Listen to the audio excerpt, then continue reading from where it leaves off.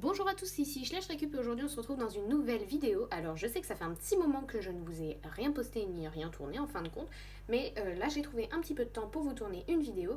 Alors j'ai décidé de vous montrer les quelques créations que j'avais réussi à faire ces derniers temps. Donc on va commencer sans plus tarder avec la première création que j'ai à vous présenter. Il s'agit d'un petit panier comme ceci en papier du coup, mais que j'ai rigidifié avec de la pastel et du fixatif. Donc ça donne ça, je ne sais pas si vous le verrez bien, mais je trouve qu'il est plutôt pas mal. Alors à des endroits comme celui-ci, il est un peu asymétrique, mais si on le met du bon côté, ça donne un rendu vraiment qui est plutôt pas mal. Après, il faut savoir que c'était la première fois que du coup j'expérimentais cette technique et je suis plutôt satisfaite. Alors, création suivante, il s'agit donc d'un pichet, d'une cruche, je ne sais pas comment vous prononcez ça. En fin de compte, il se présente comme ceci. Donc toujours en papier, papier avec plusieurs couches cette fois, histoire que ce soit quand même assez résistant et rigide.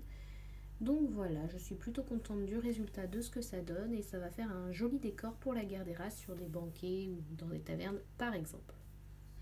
Alors, ensuite, j'ai eu une petite étape, donc nourriture. Alors ça, vous avez déjà dû le voir sur Instagram, mais j'ai fait du coup des croissants en pâte fimo. Donc comme ceci, je ne sais pas encore si vous le verrez bien, la macro, oh mon dieu. Macro, voilà, elle veut pas se faire décidément aujourd'hui. Donc voilà ce qu'il donne, un peu plus clair en dessous, comme ceci. Hop, et du coup j'en ai fait 5.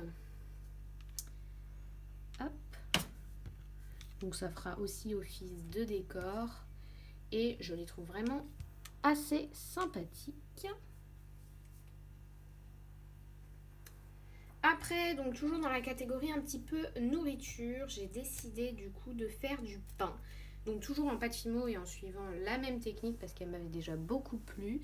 J'ai fait donc, hop, une baguette comme ceci.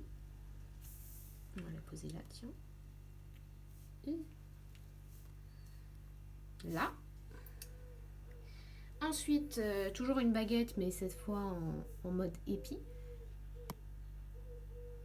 Donc voilà ce qu'elle donne. Je ne sais pas si vous la verrez très très bien à la caméra.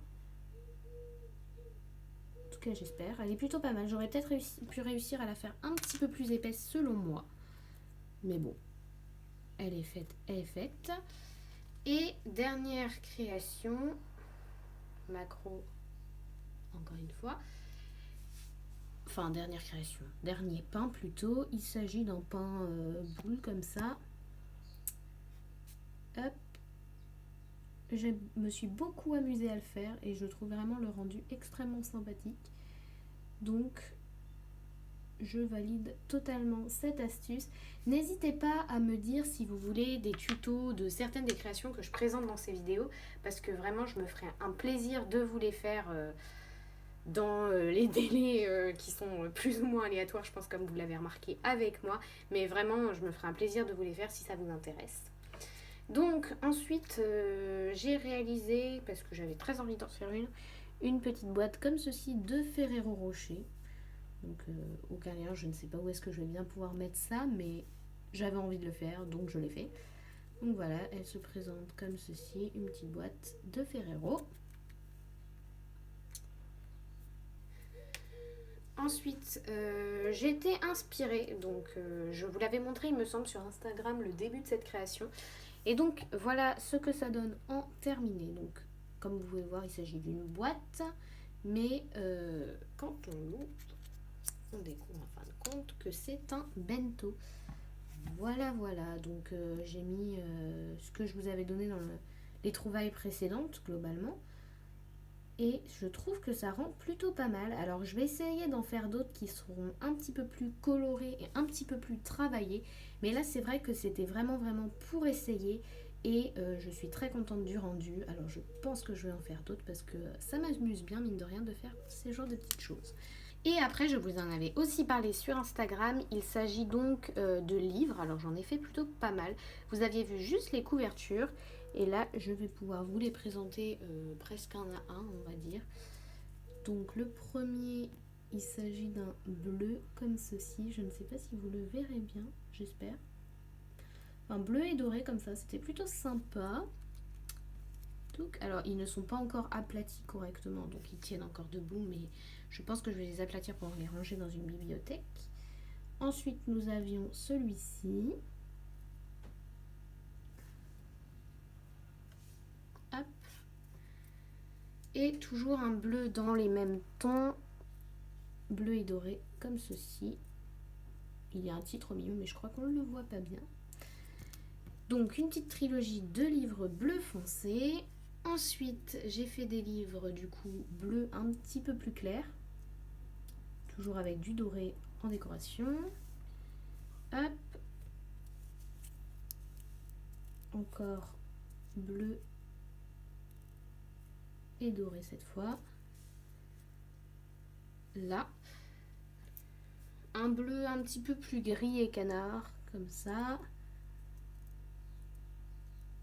Hop. Voilà.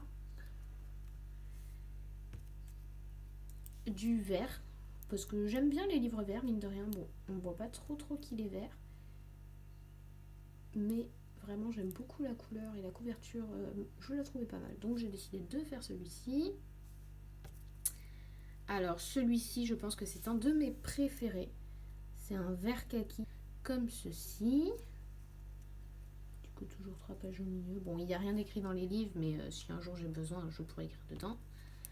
Un blanc et doré qui est aussi plutôt pas mal selon moi. Hop. Et le dernier, un marron comme ça avec un espèce d'œil ou de truc comme ça qui fait un petit peu pirate que j'aime aussi beaucoup. Donc voilà pour tous les livres réalisés. Ça fait pas mal. J'ai passé un petit peu de temps dessus, mais bon, je suis contente. Je vais avoir des livres à rajouter dans ma petite bibliothèque. Je l'ai dit sur Instagram, mais je vais quand même le redire ici. Donc, si vous vous posez la question de comment est-ce que j'ai tout simplement fait pour trouver ces couvertures de livres, alors sur internet, j'ai juste tapé couverture de livres à imprimer, quelque chose comme ça. Je les ai mis à la bonne taille et je les ai imprimés. Donc, ça, je trouve le rendu qui est vraiment top parce que ça fait quelque chose de plus détaillé, de plus réaliste que si je les dessinais moi-même ou si je les faisais moi-même sur un ordinateur, parce que je ne suis pas forcément encore très douée en mise en page, mais j'aimerais beaucoup réussir à créer un petit peu mes propres couvertures de livres. Donc ça, je vous tiendrai au courant de l'avancée de la chose, mais bon, quand j'aurai un petit peu plus de temps. En attendant, c'est la fin de cette vidéo et je vous dis à très bientôt pour une prochaine vidéo.